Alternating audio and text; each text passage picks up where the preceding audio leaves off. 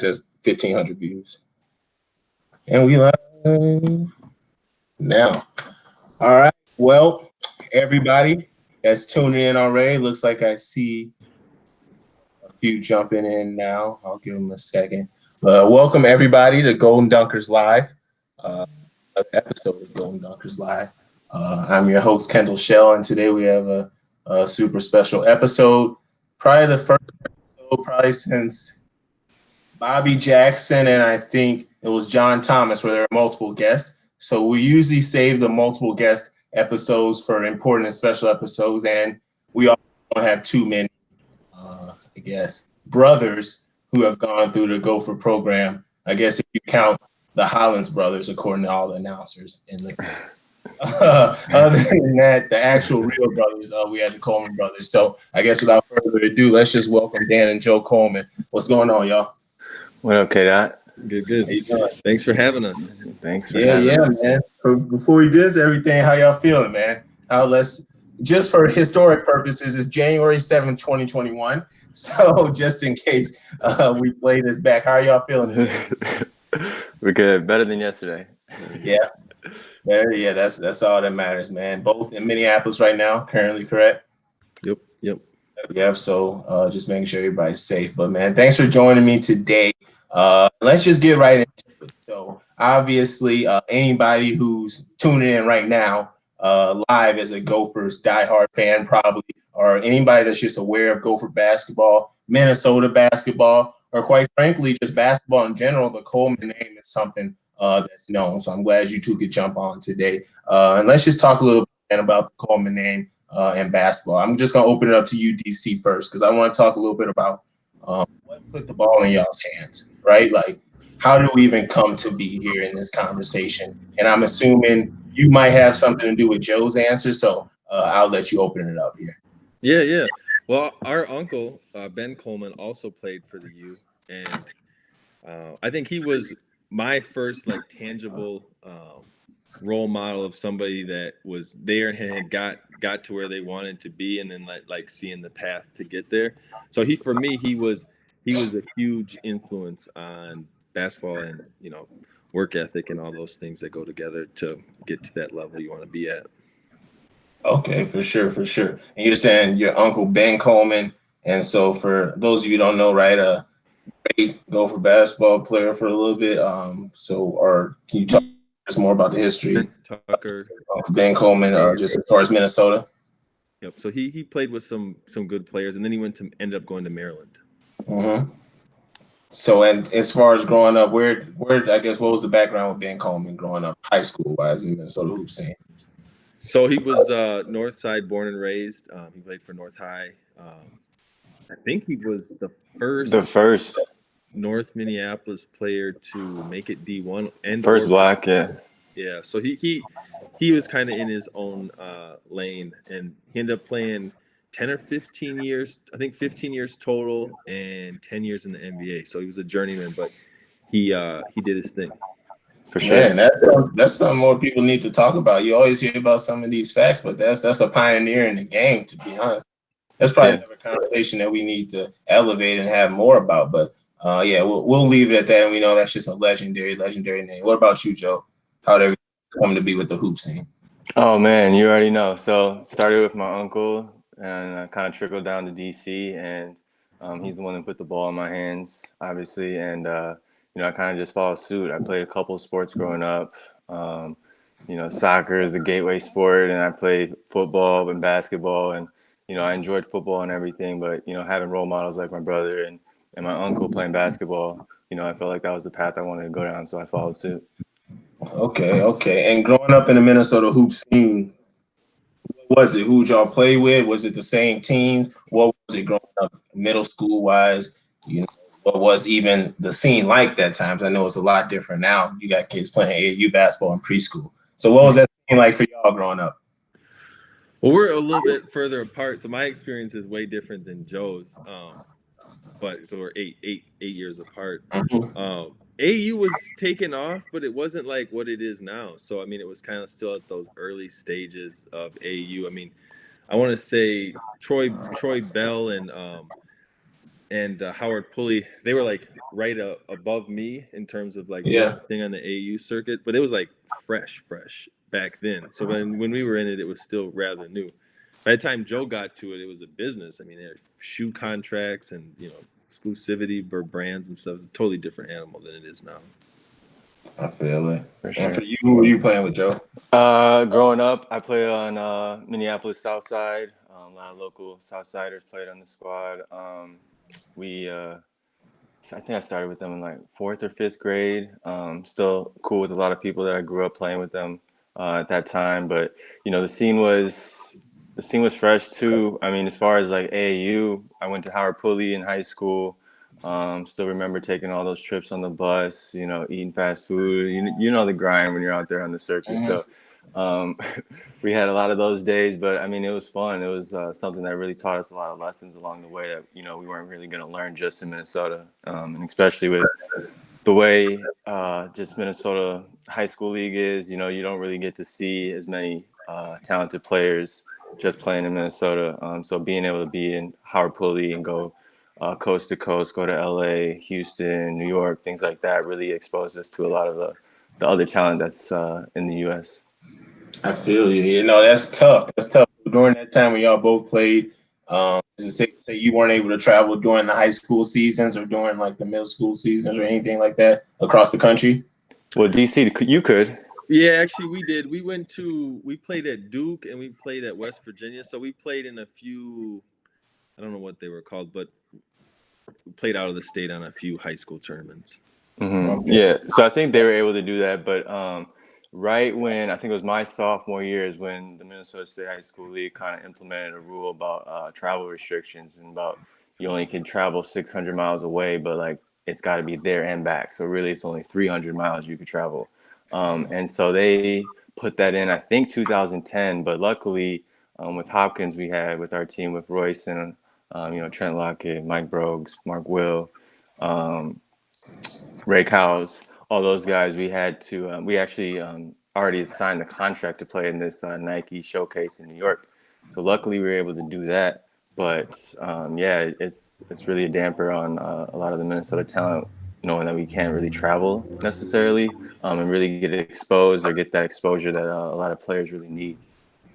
No, that's terrible. That's terrible. But you had some, y'all. I say you both. Hopkins, just in general, I feel like is definitely. And I'm sure you won't argue, either of you, some sort of a basketball factory, maybe you could call it, in a way. I don't know if it's the color, if it's the water, if it's the coach, maybe. Who knows? It might be one of the three. You both had some teams, right? Like, who had the better teams during that time? I know, Joe, you had a few chips, but what did you have, DC? We had one. I think personally, we were a lot bigger than Joe's team. They were for sure good. They won. Yeah, we were a really big high school team. He doesn't realize how deep our team was, but I get that. You guys had tall players. They were good, but we were just a big team. Well, I mean, I would say, isn't there like, as far as Hopkins teams, Joe, you played on a lot of teams. I played on a lot of teams, yeah. So you were that guy. So I played. So I was like considered kind of a late bloomer. So I was playing on the team with Royce, Trent, all of them. But like even if you keep going down the list, we had DJ Peterson, Marvin, Siani Chambers. So I would say we were probably about 9 deep at the time. So we had a lot of players. And if we really want to compete or like compare teams, I feel like if we had a 7-game series, our 2010 team for sure beats the 02 team in that series. But that's just me. I could be biased. I feel that. It might be. I'm sure you might give him like one of the years, maybe your senior year, where you felt like you were carrying a little more. Who knows? But I know some of your best teams probably that'd be tough. Who'd you have? Did you have anybody that went to college around your time too? Oh, we lost Joe for a little bit. You cut out there. I didn't hear you. Who'd you have with you during that time? So as far as college-wise, anybody coming to you with you? You about to be back in a second, Joe. What happened there? Who's anybody just as far as your team, DC? Because I know we hear about honestly. Internet's acting up. I'm gonna try to shut off and get them back on. Technical difficulties. I'm on. He's on his side. I was asking DC about his team though, and he was on that squad. We hear about your squad all the time. Yeah, my team was good. He had a lot of players too. I remember, Chris Humphreys. They had Darren Clark. They had the Hankey brothers that were also there. They had a lot of good talent. Adam Hallfarber, who is Blake Hallfarber's older brother, was also on the team. Mm-hmm. So they were a pretty deep squad too. But I would say who'd you I, list off? I just basically list off your guys' whole starting five from 03. But I will say I will give them a lot of credit. They're pretty much the team that kind of kicked off the tradition of just Hopkins basketball and the culture of a lot of excellence for sure. And we were coming off of one of our advantages when we were in high school. We played. Hopkins always had retired players that came back. So we had James Ware, Jared Nunes, and Mike Amos. Those guys spent a lot of time with us. They were older than us, but it was like grown men. Had went to college, had played professionally, and they helped us a lot because when we got there, they weren't playing around, and they just basically helped us with the culture with all the younger generations once they got too old to run. Yeah, I feel that. Well, when you talk about, I guess, Hopkins basketball, and you talk about all the great schools, like I mean, luckily I've been fortunate enough now to travel a lot more, meet a lot of top coaches and programs, and so like I've been able to see some of the schools around, and your coach was Coach Novak, so I've been able to see some of those Coach Novaks that are across the country. There's only a few, right? There's only a few different places, and like the biggest thing I've always admired is like, how do you control so much great talent? You know what I mean? Like the biggest problem with most coaches, they can't control so much talent. And at some point, it's almost like they break. And I feel like since UDC all the way until now, until this day, like he's seen so many different types of personalities. So what would you say is like the biggest thing about Coach Novak as a coach, like the skill or the trait that like he's so good with managing so much talent, so many personalities? I mean, to name off a few, right? You got Dan Coleman, you got Joe Coleman, you got Amir Coffey as a recent, you got Royce White, right? You got Siani Chambers. You've got a lot of great guys that have gone through there over these last few years, and guys who have made a splash. How do you corral them as young guys? I'm assuming like freshmen, and turn them into what they are, really polished D1 players. I mean, he's big on the work ethic. I mean, you have to prepare in a certain way to have success in the program, and like coming late and not being ready, like that's not going to go because there's always young people underneath you, like Joe mentioned, that they're 9 deep, and that ninth person on the bench is a D1 player, so they're also coming to play. They're just a little bit younger than you, so on the right day they can make you look silly. So I mean, the culture was very competitive. I mean, you had to come ready.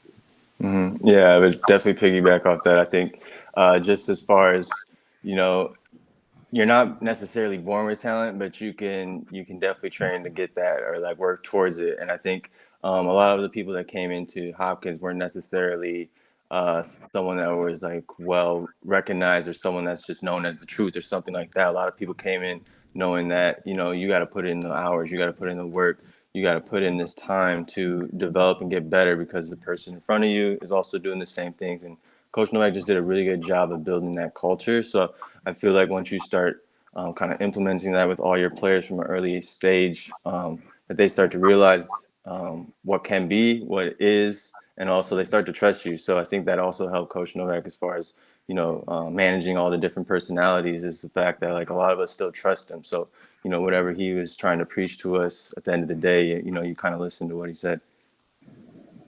That's real. That's real. I think that's something that a lot of coaches, it's hard for them to understand. If they just have to have a confidence almost in themselves to feel comfortable with all those different types of personalities is what it sounds like. And he's got that. And my feeling on Coach Novak, he's not necessarily trying to control the team either. He's just trying to put the team in the best situations. Puts and the pieces together. That's a different mindset than some coaches where they have their system. They're going to implement that system because they can teach it or whatnot. And year after year, they'll do the same thing over and over again. But Coach Novak will scrap something. He'll completely scrap different and start over or make it dumb simple and then like start you off in like just a basic structure and then tell you to go play. So he's changed his styles up quite a bit, and it's all personnel driven. So he has a lot of tools in his tool belt.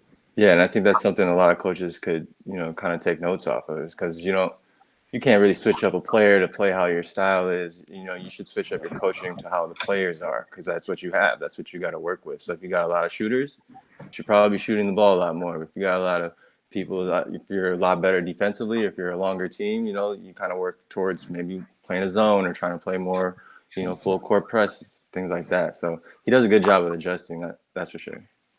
No, I think that's huge. I think a lot of coaches can take from that. I feel like coaches, when they figure out, it's like they go to those coaching camps or they listen to a new podcast, like, oh, this is flex.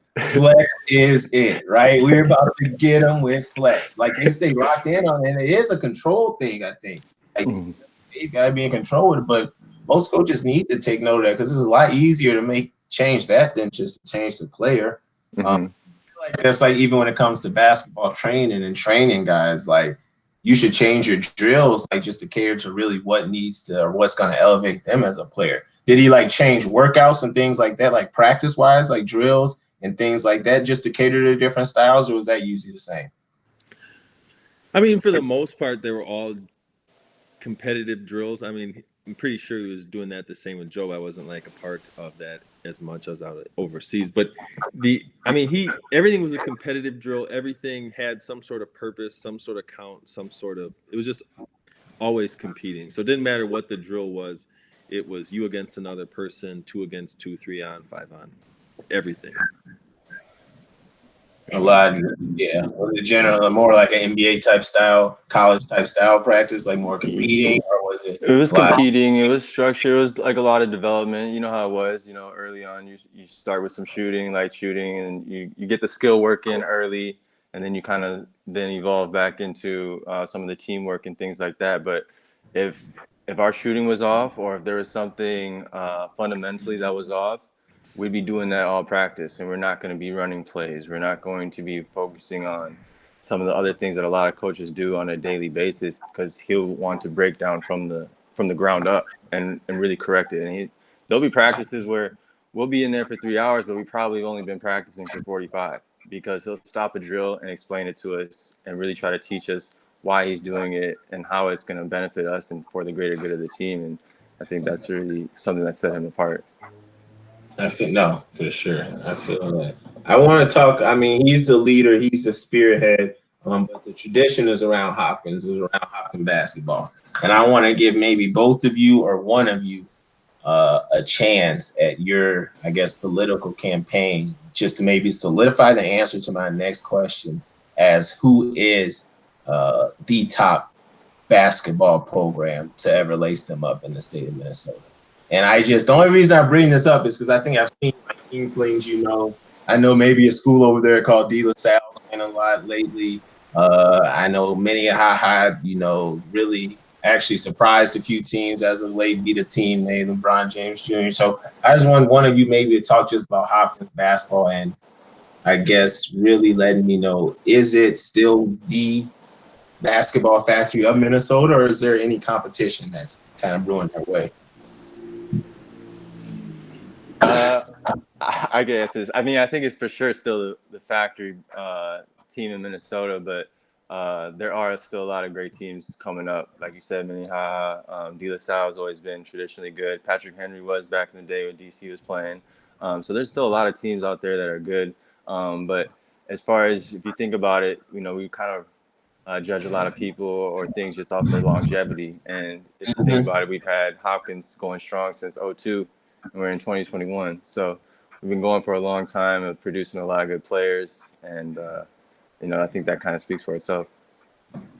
Shoot, simple as that. Numbers don't lie. 02 to 21. Let's talk about getting out of Hopkins, man. How y'all made it into the maroon and gold. How a lot of people watching right now, how they came to know really both of you a lot more. Let's talk just about getting recruited by the Gophers. How that process happened, right? Like where Coach Novak come into play and who on the Gopher staff got you there. There's always somebody that's the one. And I'll start with you, DC. What really drove you to kind of making that decision? Well, my situation was a little bit different because I originally committed to Boston College, and I went to summer school out there, and I didn't like it out there at all. So then I transferred back. So I had who was with me at that time? Coach Munson was there. So Yep. he was also recruiting Chris Humphreys, my teammate, and we were going for a while. And then Boston College kind of showed more interest. So I originally committed with them. I had a good relationship with Troy Bell and also Renee Pulley in the Pulley League. So they were really comfortable fit for me. But when I got out there, I just really wanted to play in front of family, so it kind of changed for me. But when I came back home, James Ware also came on as the basketball operations director. So he came on. He was a big part in helping to get me back home and facilitate that, spot to come back and play. For sure. Joe, For me, who was it? I think it was kind of a wide range. I wouldn't say it was one particular coach, but yeah, I was kind of a late bloomer, like I said earlier. I didn't start varsity until junior year, so I didn't really have many looks. I think I only had Santa Clara at the time.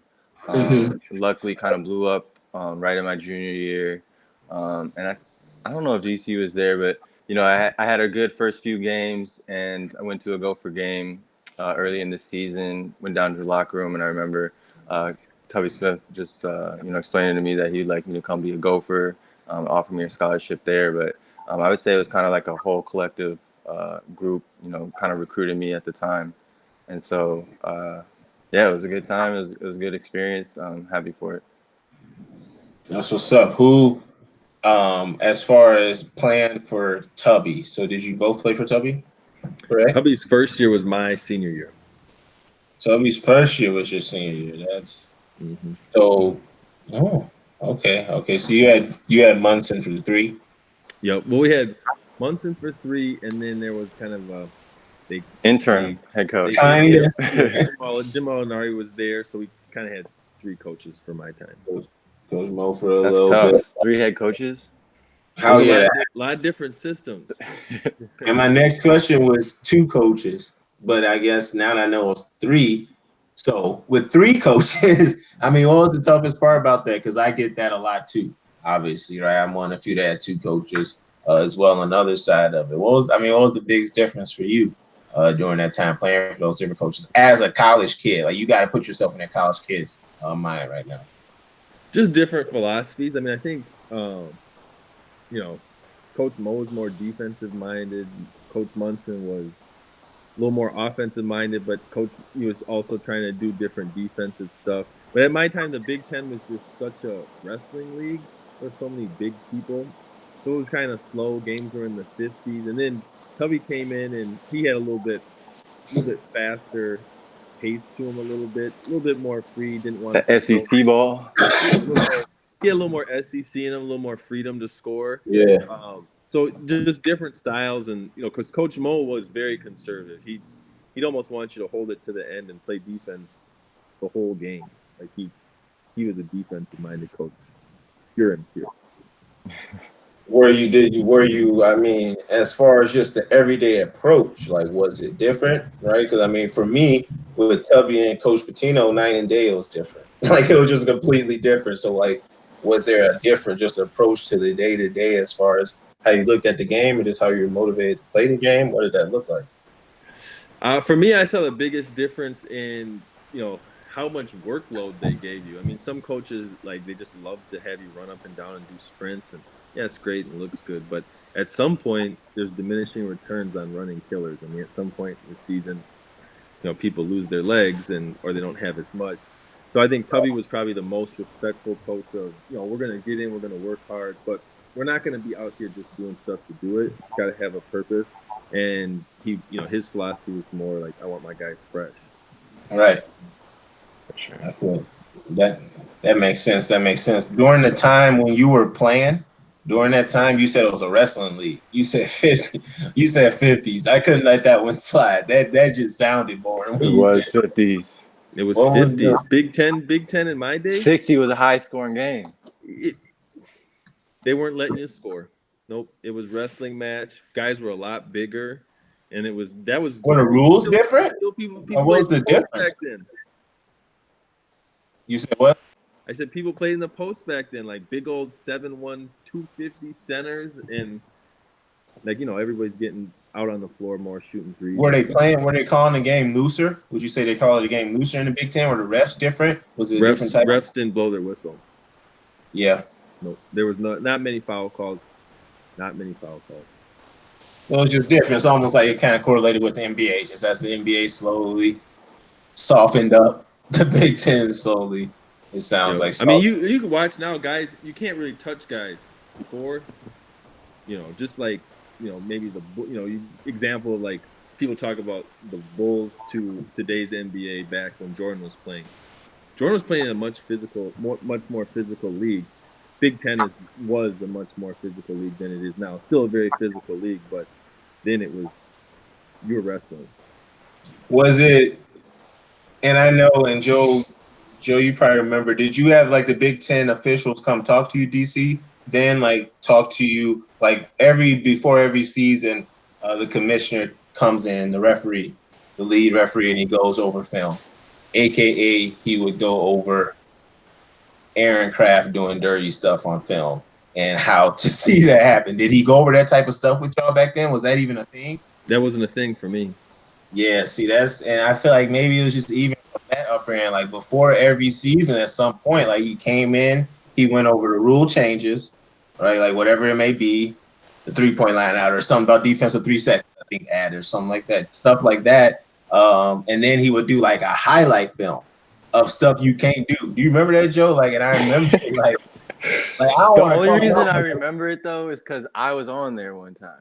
What was you doing? Everybody was on there. I didn't want to call Aaron Krabs. That's the easy one you remember. But it was like all the top players. No, yeah, he for sure was on there. I was so it was Michigan State, and I think it was freshman year, Michigan State, and someone probably has picked off a pass, or it was probably a bad pass, and I was about to like try to chase him down, and I think I like tripped, and it was I forgot who it was, but it was one of the dudes that came in Michigan State kind of the same year we did, and I had tripped, and he was about to go up for a layup, and I was like probably going to just like hit his leg, and it might have been an and one.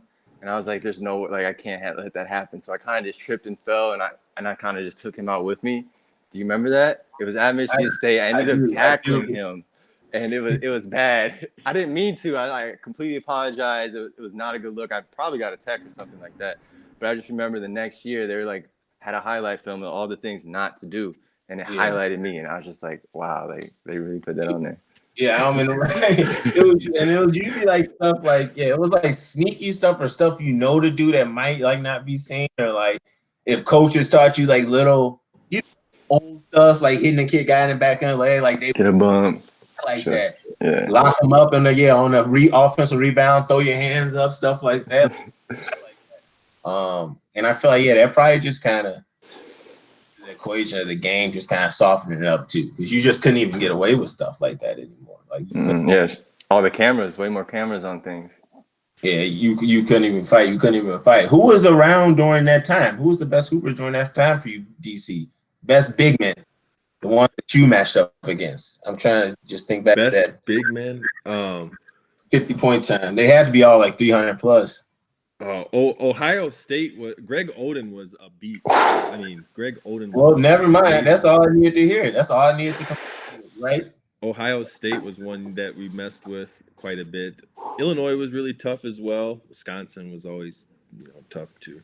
But Greg Oden that year, he had a broken wrist and he was still averaging 15 and is like the #1 pick.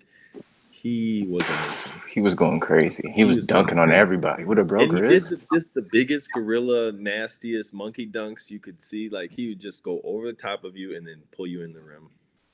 Yeah, he was like a skinny Shaq in the Big Ten. Yeah, he was. That was a great. He was a problem.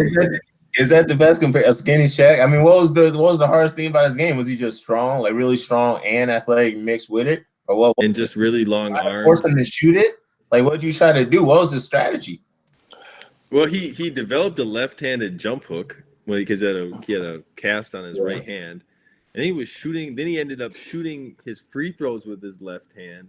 So I mean, and hitting him. He was at nice. that point, you're fouling him and doing stuff, and if you ISO'd him, he just dump truck you and literally just jump up and dunk it. And dunk it. They had a good team though. They had Mike Conley on that team. Conley on there. Who they had? They had Lighty on that team. David Lighty. He was there for like 8 years. Yeah, he Hill was on that team. I'm missing two of their key contributors on there as well, but that's because I'm getting. They were deep. I think they had someone coming off the bench that got drafted too. They had a Cook, Daquan Cook. Daquan Cook. Yeah. Daquan Cook. Tough. They were nice. They were nice. Yeah. How far did they go that year? Did they get to like the Elite Eight or something? Final Four? Something. Did he make Greg Oden make it through the whole year? Yeah. Well, no, he got hurt. He got hurt early, so I don't think he made it through the whole year. He played the whole end of the year. End of the year, second half. Yeah, he played. Because then it was either North Carolina or them. I feel like North Carolina beat them or something. Something like that, where they in the Final Four, in the Elite Eight or something. That was the matchup. Right. Greg Oden. I mean, if he didn't have a broken wrist, it might have been a national championship. In itself, that's just a tough matchup. But Mike Conley, like I can't imagine how controlled he was, like really at that time. I mean, guard wise, would that probably be the best guard y'all saw? I mean, you said Illinois during that time. Yeah, talk about your Illinois teams because those. The Illinois, you had I'm blanking on Darren Williams. Darren Williams, yeah. Who's the other point guard? Luther Head, D Brown, D Brown, the little guy who was D just Brown, a mile. D Brown, Luther Head, and James Aaron Augustine. Williams. You had and one more. Roger Powell was on that team. Powell. I mean, that's a Final Four team. Yeah, they were tough. They weren't making any mistakes either. Nah, no mistakes. I mean, they were tough. That was the one team that you never beat. Did y'all? Yeah, I was about to say, did y'all compete? Yeah, we played. I mean, Darren Williams was special. He was just getting buckets. I mean, you couldn't really mess with him. He was, them in Wisconsin, they're tough. They were tough. You weren't just. Was that the best squad though? Illinois, Wisconsin, Ohio State. You got one. You got to pick one. That was like, this was the squad. Ohio State. Yeah. It's hard to go against Greg Oden. I mean, there's just so many draft picks. That's true. There were. I mean, the guys we named, like everyone played in the NBA or played overseas. Hey, another big man you forgot though is Indy. Indiana had some solid teams that you were playing. Indiana. DJ White, and then they were solid. Who was the shooter? I forgot who all played. I was a little bit still before plays my in time. The league. He played for 1 year, had the free throw shooting record. Oh no. For Indy. Eric Gordon. Oh Eric Gordon. I forgot. He had Eric Gordon. He's down here. Yeah, Eric Gordon was with short the tall sleeves. tees. Yeah, he had the tall tees. Eric Gordon had the tall tees. When you play Indiana, though, y'all had some big games for Indiana, right? Was there any big ones? The one Blake Hoffarber hit on his butt. Oh, yeah. Yep. That game was so and fun. they were talking so crazy. White was talking so. Who was talking? Dockage? Just James. He was talking. Just they had a big run. They're making a comeback. It was free throw. He was big. And they gave it up at the end, and they were. But they thought. But here's the thing, though. Didn't they beat you twice during the regular season? Oh yeah. So they beat you twice. So they were just feeling too smooth. Like, we got this one in the bag. Like, we're just gonna be easy money.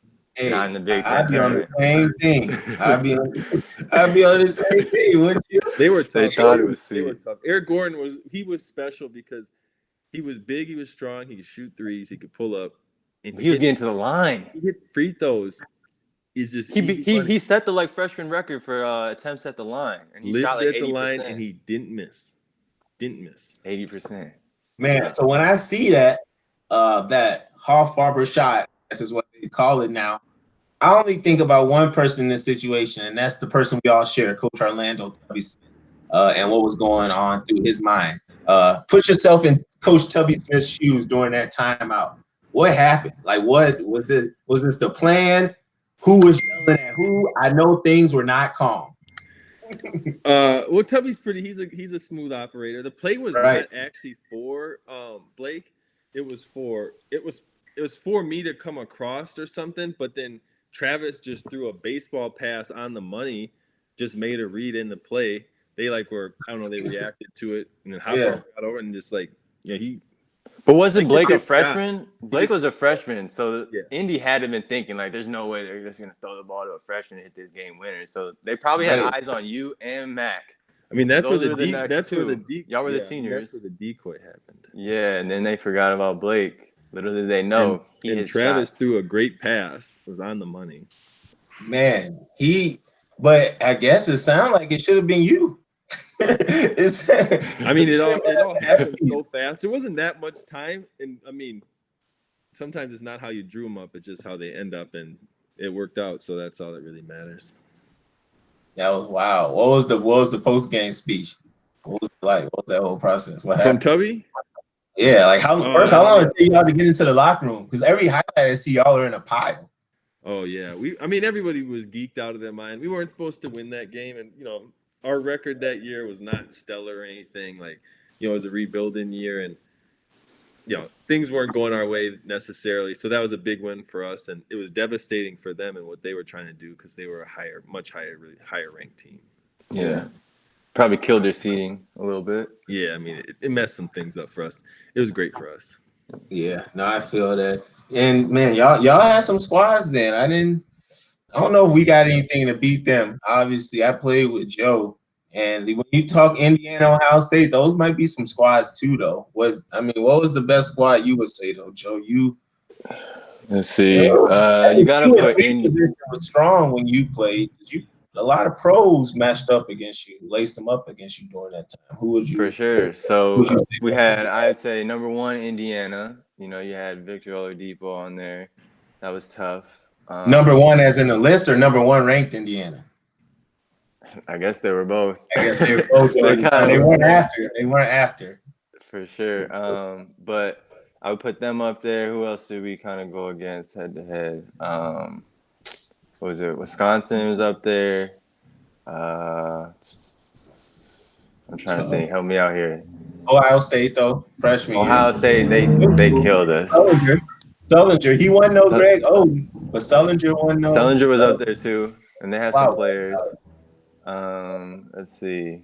I'm trying to think who at least I matched up with. Yeah. Michigan State. I mean, Draymond he ain't stopped talking the whole game. Draymond was not. Draymond let you know you were playing Draymond. But they all did low key, didn't they? Yeah, Michigan State were some dogs. Tom Izzo had them playing hard, Appling, always. Keith Appling. They were physically and kind of emotionally trying to be intimidating at all times.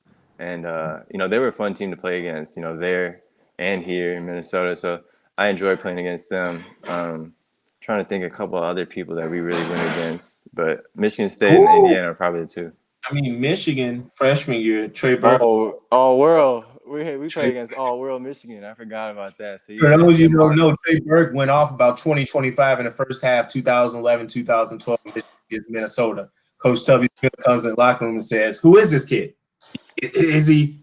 I'll cut out a few words. Is he all world? He's all world. He's all world. He's got to be all world. He's not an all-star. He's all world. He's all world. And man, that was hilarious because Trey Burke was not that high. I mean, he was doing it. They didn't know about him yet. No, not at all. I mean, he didn't come in highly ranked like that. There was a lot of different people being talked about over him throughout the Big Ten. I'm not going to call out any specific points of it, but a lot of it was pick and roll. So we will have to point at maybe. They were tough too. So you had the pick and roll, and they had Mitch McGary. So you had Trey Burke coming off a screen and roll with Mitch McGary, but then you got Nick Stauskas and Tim Hardaway on the wings. It's they were tough options right there. Michigan State. They were all tough. I would say we never beat Michigan. I didn't. I was who Michigan State? Michigan. I don't think we beat Michigan. I mean, in our sophomore year, would they make it in the national championship that year? I think so. I mean, I got Tim Hardaway Jr.'s pull up on the baseline just etched in my memory because he just did it every time, just real smooth. He's still doing the same shot. Played like a pro. Like it's almost like when you have maybe a pro maybe in your household or something, it does actually help because you could tell that he carried himself like a pro out there. It was early actually too. cool to see on that end of it. I would say of all the teams on this, you don't want to say it's like we beat them though, but Indiana might have to be the toughest though of everything you said. Like if I ask us that question about DC, his old state, like besides that Draymond team, I mean that Indiana team with you guarded Oladipo, right? Yep, I got Oladipo, and that's probably the toughest guy I ever had to guard. Toughest matchup of all time you had to guard. What was it about him in college? His motor. Like you couldn't take any plays off. Like this dude was, coming off the screens, passing it out, and then running to the corner like Steph being ready to shoot, or like someone else shoots, you boxing him out, the ball hits the rim, it's going the other way, and you thought like someone else is gonna get it. Nah, Vic is still hustling, trying to fight over there to get the ball, and it's just like, dude, he didn't give up. So he was for sure one of the toughest matchups.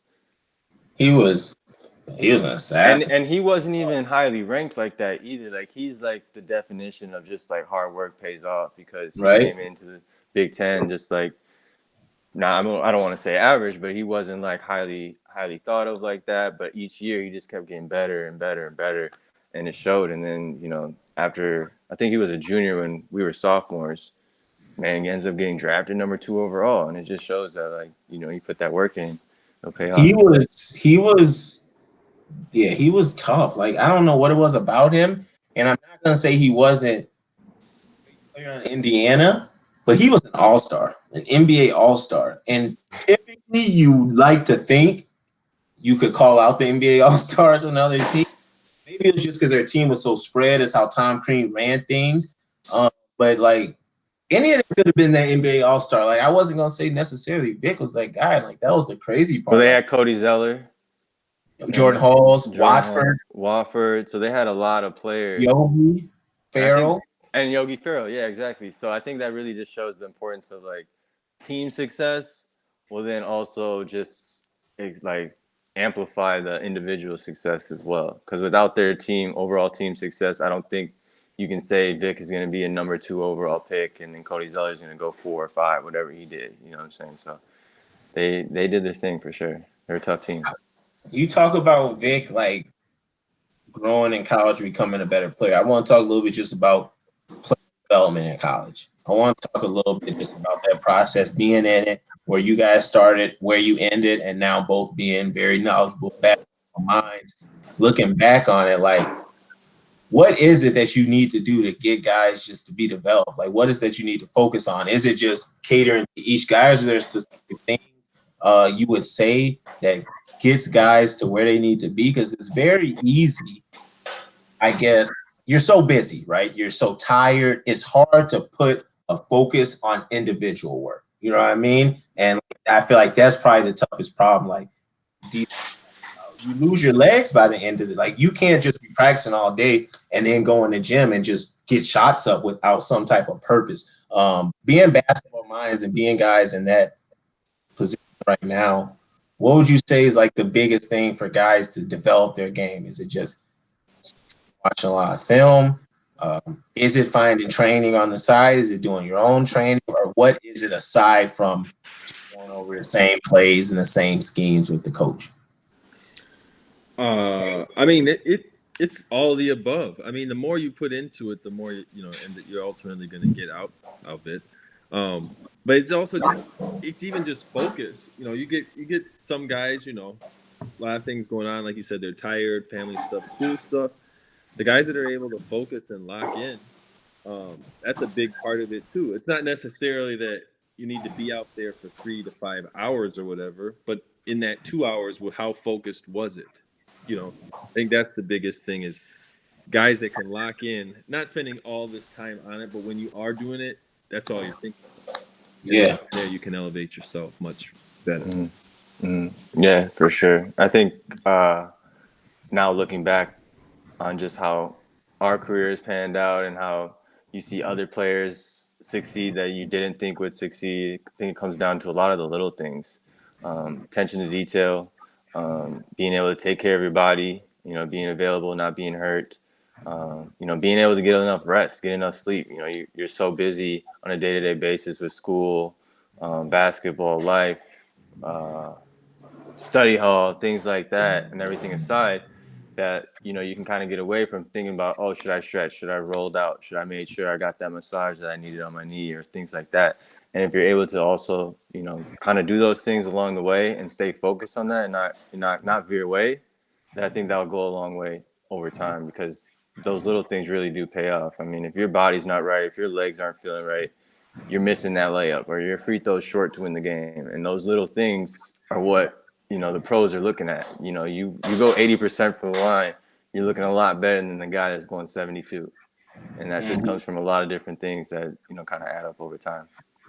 Yeah. No, I feel that. I feel like just feeling good. Like, I feel like it's a lot of just how you feel out there. Like, I think a lot of guys are in those slumps. Like, it's some other stuff people might not even know about. Like you said, they might not just be getting enough sleep, right? They might be too forced. Like, they might be tripping in the classroom, and they know in the back of the mind, like, I already know what is coming after this game. Like, you know what I mean? Like, 6 a.m. sprints. yeah, exactly. Like, we all been there. Like, even the ones seen, like, we've been there. So I feel like that's tough, and I feel like that kind of leads me into the next topic I want to bring up. You were just talking about, Joe. It's almost like a balance, right? You got to find a balance. I mean, there's a mental balance, there's a social balance, life, career, everything in that balance. So I want to go on just a few of those pieces, man. The first piece I want to talk about is just the mental of being a college athlete. Like, everything that goes into it. Like, DC, what you experience is something that's crazy and tough for any young 18-year-old to experience. Then what Joe and I experienced, right? Everything that changed society-wise, the intro to social media, like, things started changing, right? You have to worry about that stuff. Now what kids are going through now is like 50 times what we all have gone through, right? But like, talk just a little to even DC, you first, man, like, just mentally, like, what is it and where were you at and what have you learned now, like, as a college athlete, as a college basketball player, how you put your mental first when, like, you got so many people talking at you all the time. Like, simply put, you have so many people talking at you. And, like, the biggest thing for me for mental health and for mental peace is, like, a mindfulness to, like, know your own thoughts, but you got everybody else's thoughts. So what was it for you, or what's the advice that you like to see or give athletes when they're trying to go through stuff like that? That's a deep question. I mean, for me, growing in college, we had Black Planet. So what you guys are dealing with now and all this other stuff, we had MySpace and all sorts of stuff. Like, so this was like, we're just like, Facebook was just being brought out. So we got to understand that social media for me wasn't as big of a platform as it is now. But I mean, let me ask you before you go into it, did you be social media at that time was just nothing but the newspaper or press clippings? Did you pay attention to that type of stuff?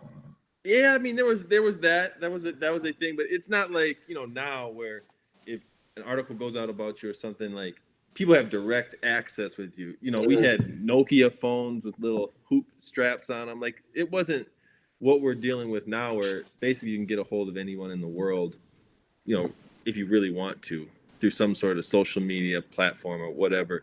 We didn't have that sort of access, so having a terrible season is not like reading through the comments like it is perhaps now. I feel that. Joe, during your time, what was it like, or what was just that mental stress? I mean, DC's time, not as much. I mean, your time, intro to social media, a lot more rise into, like, the magazines, like, no pun intended, ESPN Rise, things like that. Like, you made to cover one of those at some point, like, things like that. It wasn't like it is now, but youth athletes, I wouldn't call it exploitation, but I will. It started to begin at that time. Like, so what was it for you, high school, college wise? Like, what was that like? What was that process like? I would say just like everything was so new. So you're going into being a D1 athlete, so there's a lot of things coming at you. So at the time, you don't really take it in and realize, like, how different, or how, like, how I don't know. I don't want to say weird, but, like, just how not normal it really is to have this many people kind of all in your life, or all into trying to communicate with you, or getting a lot of acknowledgement that you didn't really know was there.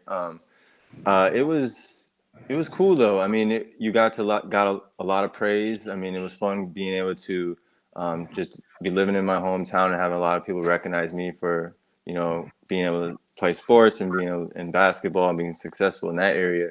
But as far as like the social media wise, like things were so new. Like even we didn't have any like programs teaching us about how to handle social media, how not to post things. I mean, we had people getting in trouble for social media. We had people acting a fool on there, not knowing that these things come with consequences. So it was a big learning experience, I would say, for us, because we not only got to see how people interacted with us, but then also how we were held accountable for the things that we posted on the internet. So it was a big learning experience for sure. But it was, I think, something that's something I wish that we were growing in now, because now, like, you see all these guys growing up, like what they have now, they're following now, like that's a business. They have a solid business behind them from just playing their sports, and we didn't necessarily have that. We were on the very start of it, so that's a little different. But I think it's been a lot of cool things going on for a lot of these players, and I think it'll be beneficial for them in the long run. I mean, we're seeing a lot of players now, or the NCAA saying that they might start playing players, and it's because of social media. So shout out to Right. that. Yeah, that's it's huge. Like it is a business now, and it's important for athletes to understand that. Being on like the media side of things and hearing like a lot of word, in my everyday, it's almost like that's the new thing for media outlets. Like they're like these athletes are about to have their likeness. Like how do we help them monetize? But in a way, it just sounds like how do we monetize for them? So like my next question is like, who do you think needs to be the people to coach these athletes like that, like going forward? Like you bring up that business piece. Like I'm interested on your opinion. Like when we talk about student athletes, like getting their likeness and having a business around social media, like it's not even just college athletes, it's high school.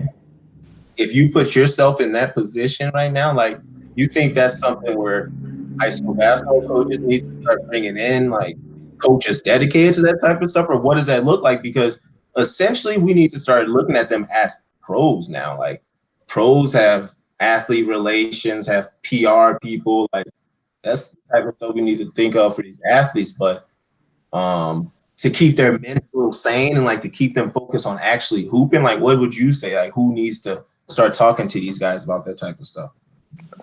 Yeah, that's tough. No one really knows who exactly could be the ones talking to them, but I think it starts with some of the people closest to that avenue. So like the coaches, the trainers, things like that, that are kind of seeing those things on a day-to-day basis, but then also the people that have been through it before, because your coach might not even know what TikTok is or IG is.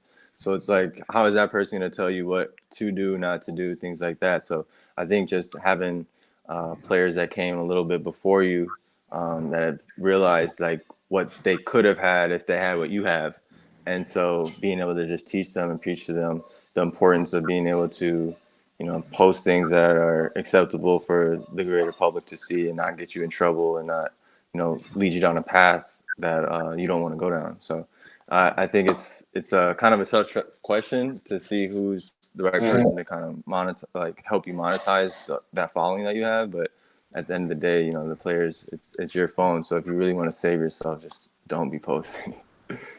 That's smart. No, that's a smart way to put it. You talk about business, like personal business is big, your personal brand's big. But let's just talk about your external business and your outside of sports, beyond sports. Like both of you, right, are in your careers heavy, DC heavier, probably been a little bit longer, but both really, I guess, have embraced using basketball as a platform, really, to kind of get where you're at right now, right?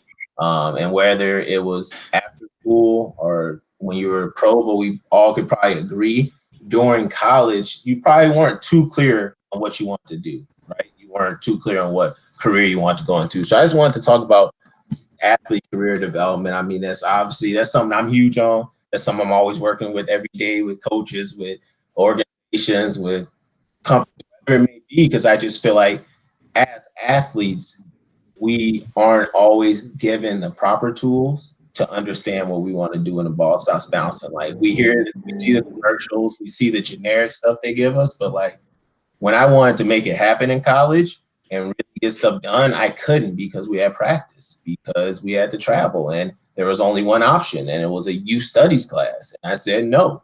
And so I had to miss practice. So for me, it's like it's hard in a way to really figure out what you want to do in college. I just feel like athletes aren't properly prepared. You two being in it now, right? And being in your careers, what is it that you think we need to potentially maybe change, or how do we get athletes to start thinking about what they want to do outside of basketball while also taking into account like the schedules is crazy in college, but like we're getting a six-figure education, so we don't want to just go to generic youth studies class. Yeah, I mean, I think, you know, the schedule is what the schedule is. You only have so much time, so that's a factor that we're probably not going to change. It's always going to be so much time. But I do think, I'm saying this for athletes and also people that are close to them or want to, that have business contacts or relationships. I mean, just reaching out and saying, hey, I'm a resource if you ever need it. Like for me, when I was in college, people would say that, and then you kind of take it for granted. But that people are actually will go out of their way to help you, but they're not mind readers. They don't necessarily know. But if you reach out to them, maybe that individual can't help you, but they can point you in the right direction. Being a part of the Golden Gophers and you know, Minnesota basketball and everything, like you are actually in a huge network of people, from anybody that's worn that jersey prior to you. That goes a long ways, and you can get in contact with most of those individuals within just a couple of phone calls if you want to.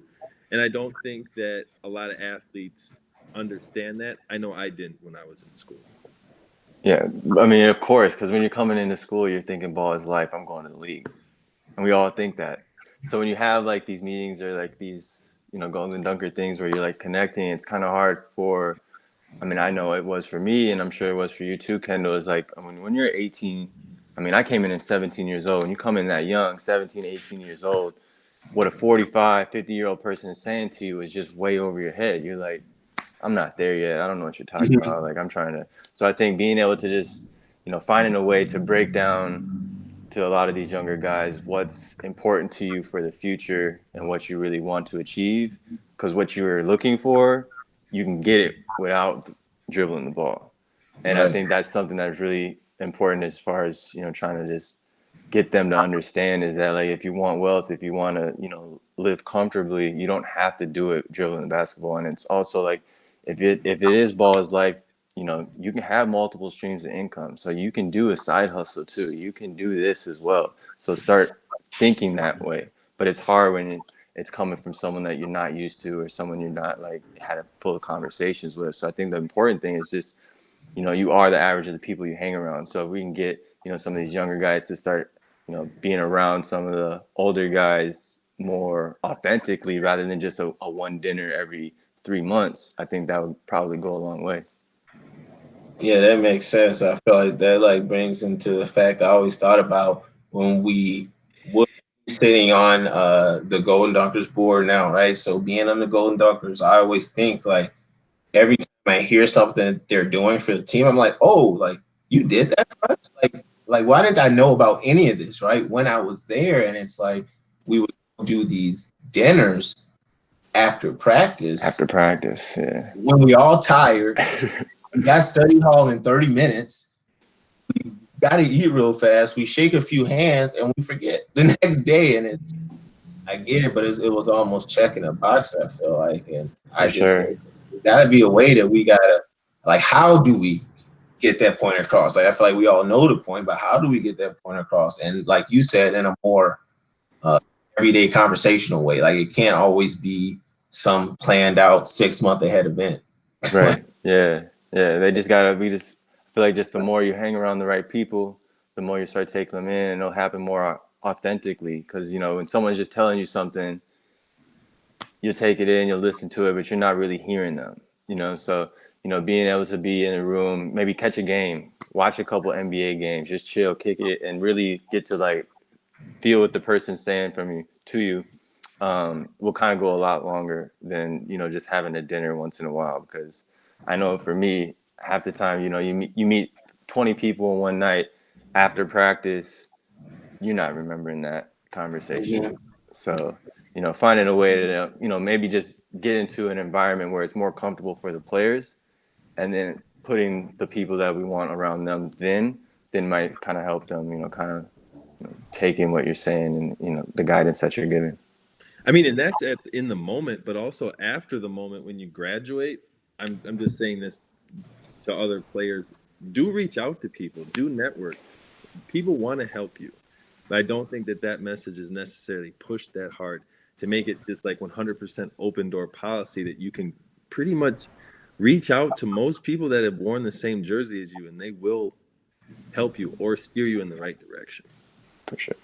Yeah, that's tough. And I feel like it gets a little tough. I mean, DC, you had 3 coaches. Like Joe, you had a different coach.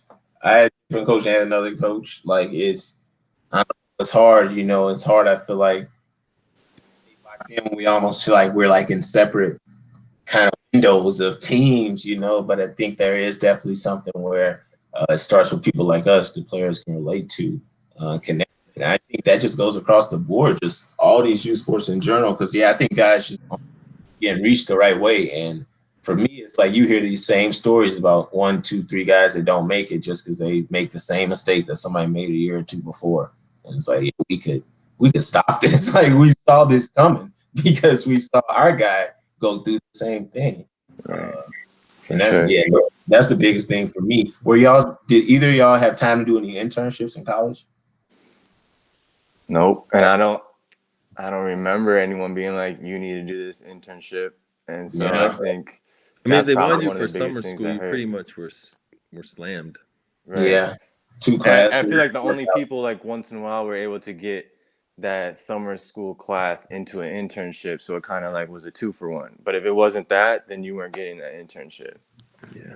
So that's definitely one of the biggest things I think that sets people back, is because they don't get a taste of the professional world before then it's too late. Because once it's time to get a taste, like once you're supposed to really get in there, you don't know what's going on.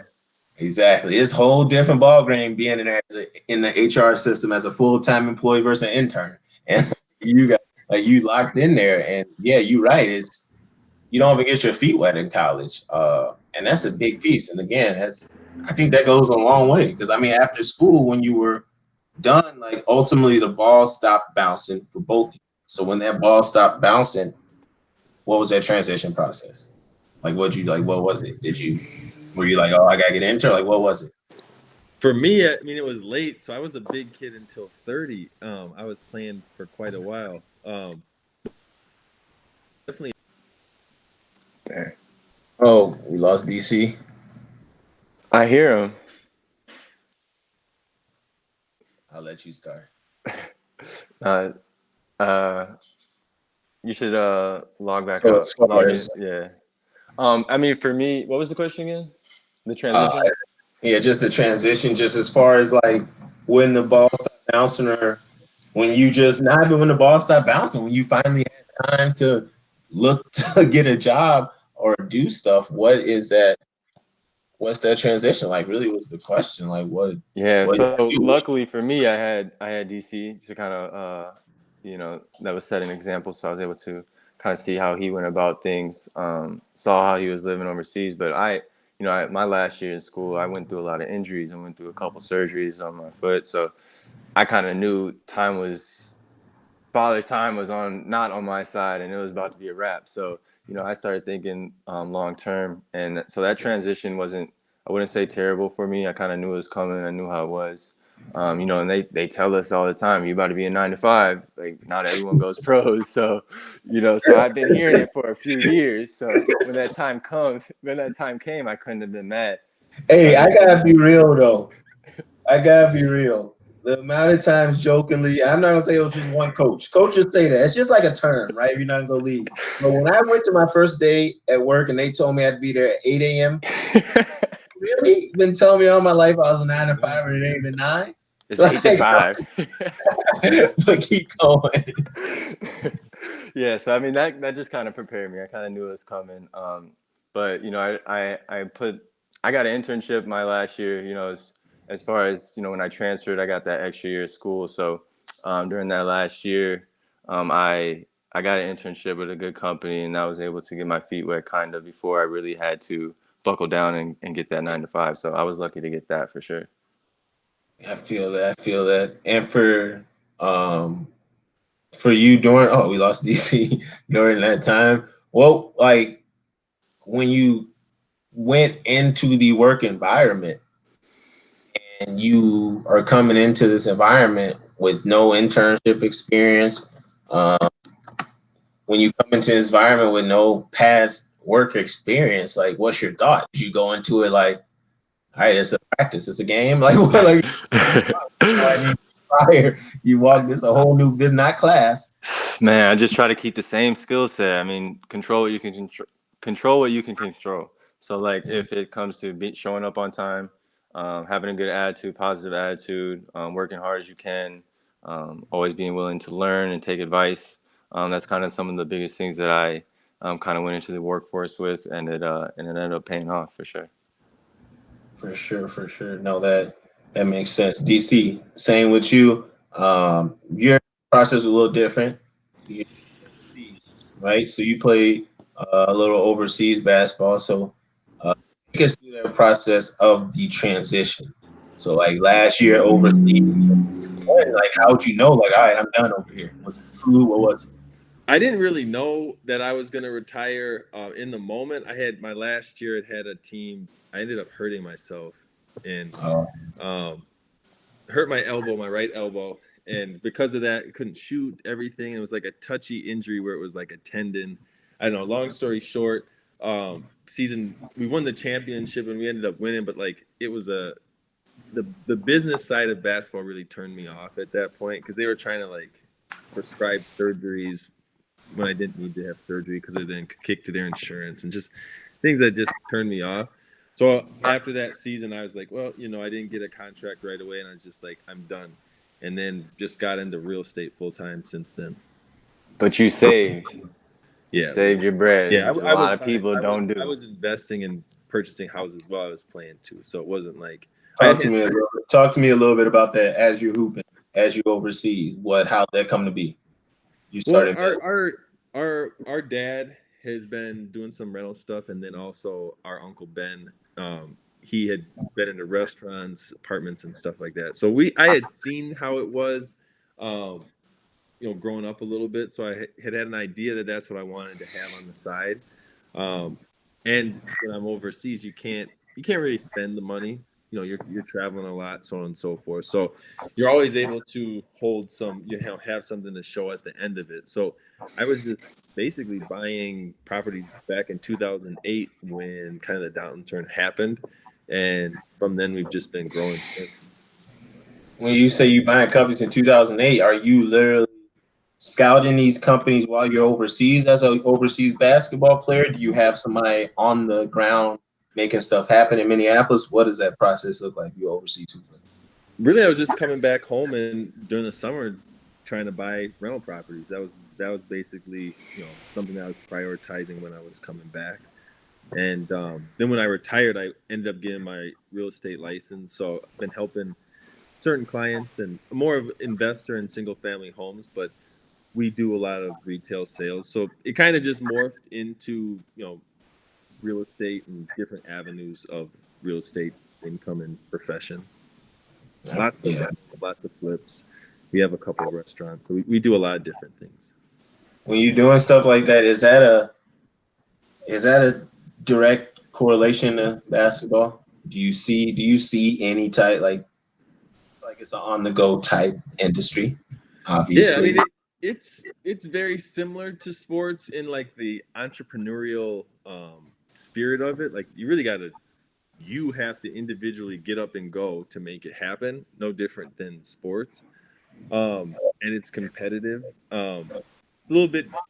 It was a different transition coming from sports and then into it. I'm not going to say it was natural. I mean, I had never had a job before I was 30, so it was first actual real job scenario where if you don't make it, and it's sales, so it's kind of feast or famine. If you don't make that sale, there's no income. So it was kind of a, you know, as opposed to, you know, professional basketball, you still have a contract. You know, there's some ups and downs, but not in the same volatility of sales. I mean, you really have to be focused.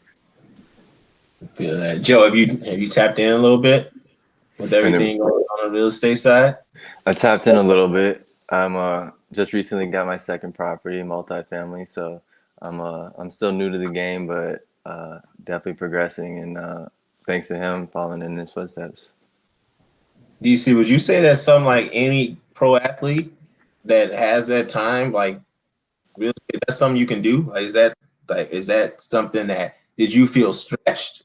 Or is it just levels? Because you talk about there's different levels to it, flipping, just investing. Like right now, you're the full speed now. But like, is there a way for more athletes to get into that? Because I feel like it's a fear. It's just like it's a lot of work. 'Cause it is a lot of work. But is there a way to?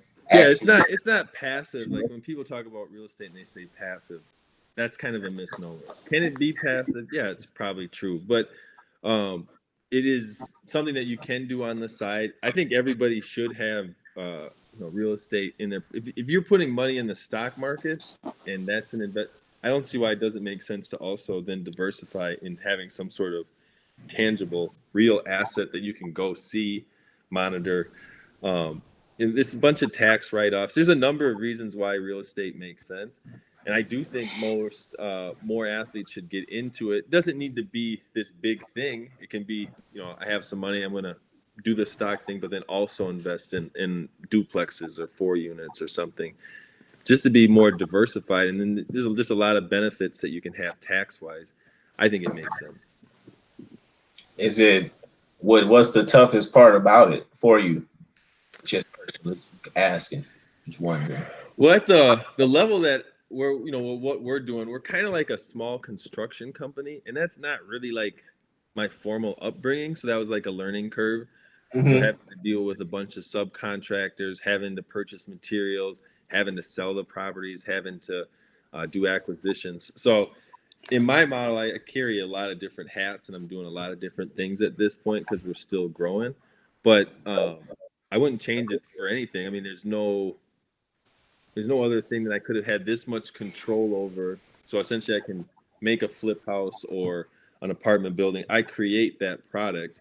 I have an idea how that, you know, that type of property is going to be received, and then you can get into 1031 exchanges, you know, buying and selling, trading properties. So then from there, you can do many different things. So I've enjoyed that, but a lot of learning curves because at this point, you know, our dad didn't have this many properties and weren't managing this many things. So kind of just learning on the fly, to be honest. Where's the majority of your properties at? South Minneapolis. Is that strategic? Yeah. Yep. Is that from where you're from? What is it like? What's that strategy around there?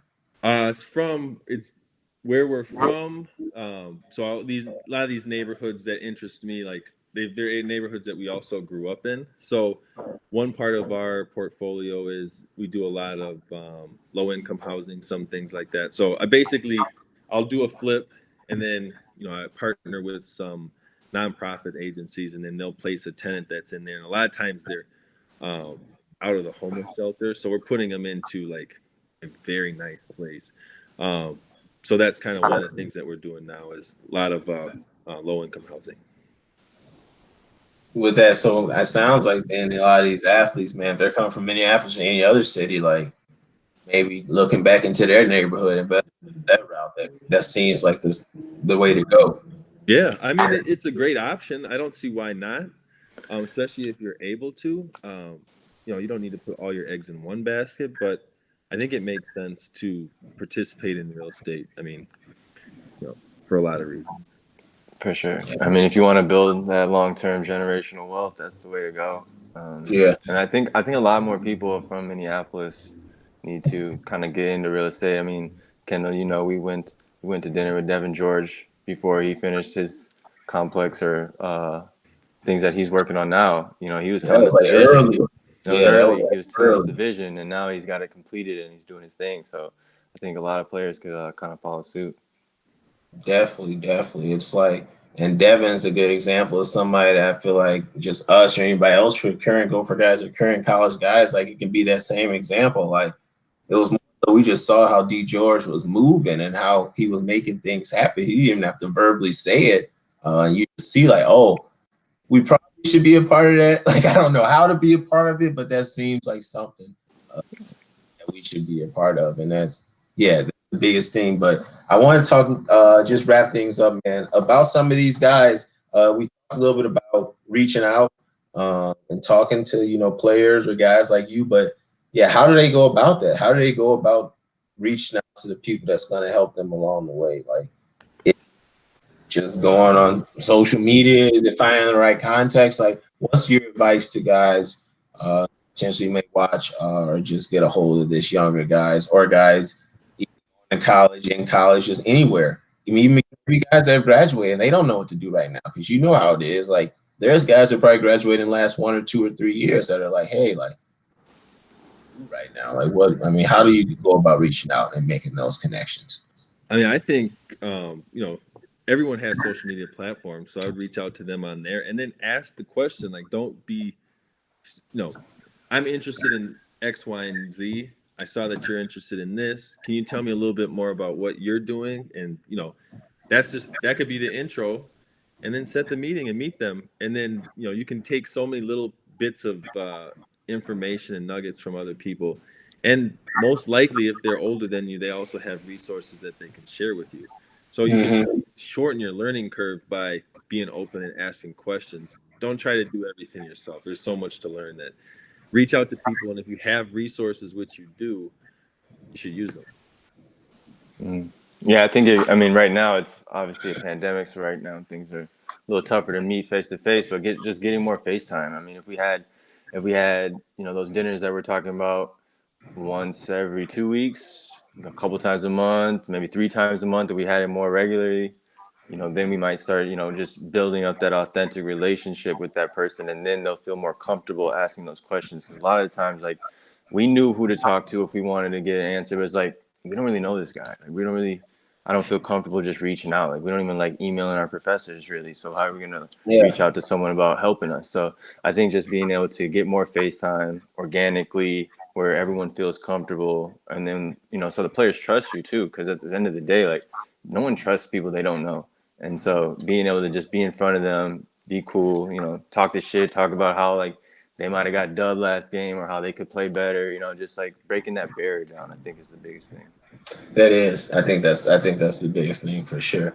And I wanted to talk just a little bit about support, just as we wrap up here. So Minnesota support, y'all both came up with Minnesota, Gophers, Hopkins. Just talk just about the support, just playing in Minnesota, as well as just the support directly, just from the Golden Dunkers college and just the program and just kind of importance of that Minnesota tradition and that Golden Dunkers tradition.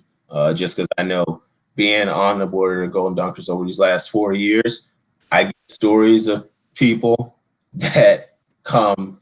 I mean, you guys might not realize it. Like, there's members of the Golden Dunkers that are driving 4 or 5 hours every single home game for the last 50 years. Like, it's like it gets that serious. And I know you guys know it probably to a whole new level growing up at Hopkins and being at that level and getting that Golden Dunker support as well. So just talk a little bit just about growing up around that and being around that, kind of the importance of that support.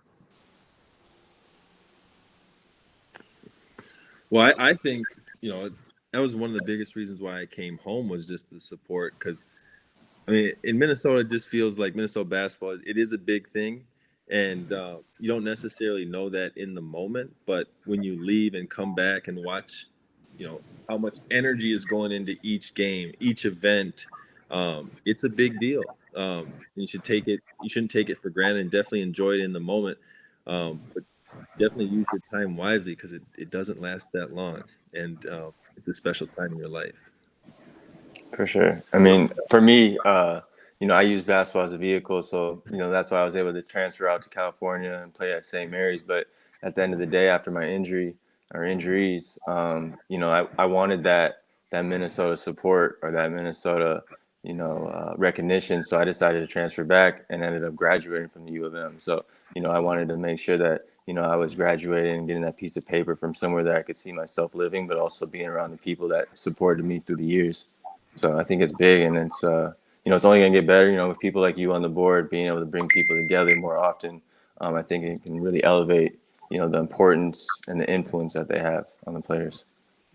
For sure, for sure. I think it'll help in closing that gap, bridging that gap, like we talked about, creating that brotherhood, like past players, all levels. We all, as well as just keeping that brotherhood for those current players, for those current players. And just before we go, I had just one more piece, and this is more of a topical item.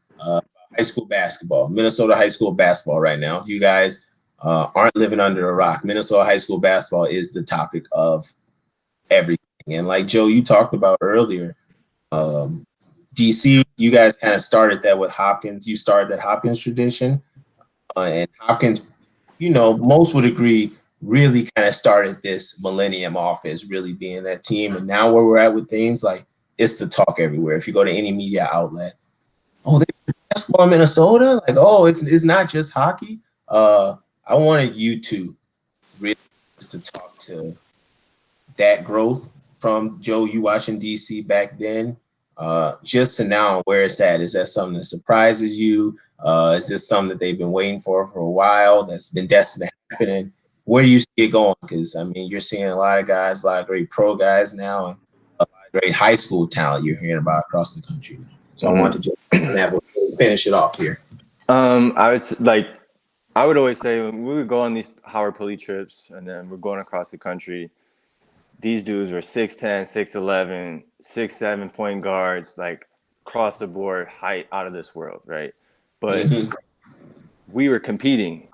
And the reason was, for some reason, I think players from Minnesota are really smart basketball players, like really smart basketball players. And you're seeing that now is like, we might not have always had that talent or those 6'9" athletic bigs that like the NBA is loving, but we've always had smart players that are getting to D1 and playing professional. And now it's just like amplified because I got to see Dan Coleman and Chris Humphreys, and then people got to see Joe Comisiani and Marvin, and then it just keeps going. And so those are the things I think that are growing the game here in Minnesota, is just from the tradition of all these other players that came before them.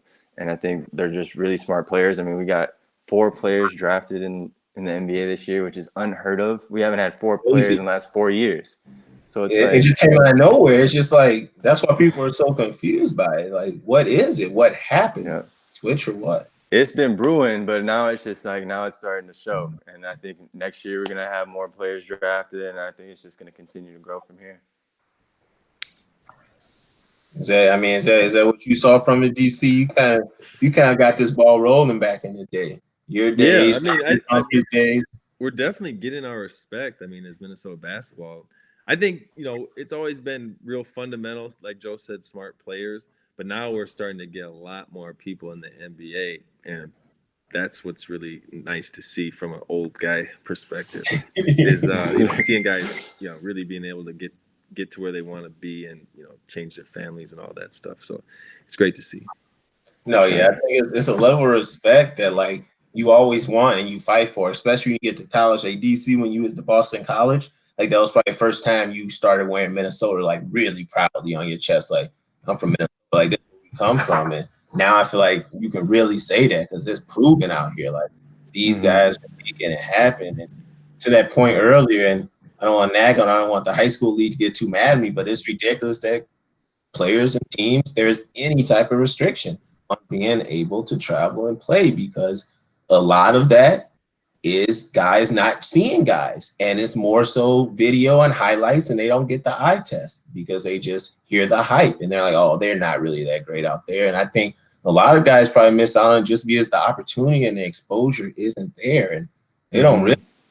That's how it works. Like, these NBA scouts, all they do is call, and they just call to ask who knows this and who knows this and who knows this. And if you're stopping being able to go play somewhere, then they don't have all these games are interviews. All these games are interviews. Yeah. So if you're a talented player and you can't go across the country to go play against that other top player, they're just gonna be like, what, this guy's better. They're just gonna mark you off. So I think that's what's really hurting players. They're just not getting enough face time, and that's what they need. That's it. That's all it was. But now we're seeing it. Now the Minnesota guys are making it happen, and I think it's safe to say most people say alive it started with the Coleman brothers, so that's what's up, and it's dope to see. And hopefully y'all can kind of wear that with pride. You see now, you can see Amir wearing the H-Town in the league right now. There's a lot of Hopkins players out there right now. I'm pretty sure Amir grew up watching y'all play, so it's one of those things that's cool to see. But yeah, Hopkins got him right. Zeke's out there. Zeke Naji, yep. Najee I remember too. him playing when he was just a sophomore, still like, you know, not as aggressive, but you know, playing with the older guys like DC was saying, you know, they had the older guys come playing. That really helps a lot. No, yeah, I remember that, and it's like it's just that conversation in those moments that I feel like guys get comfortable, because I remember those times, Joe.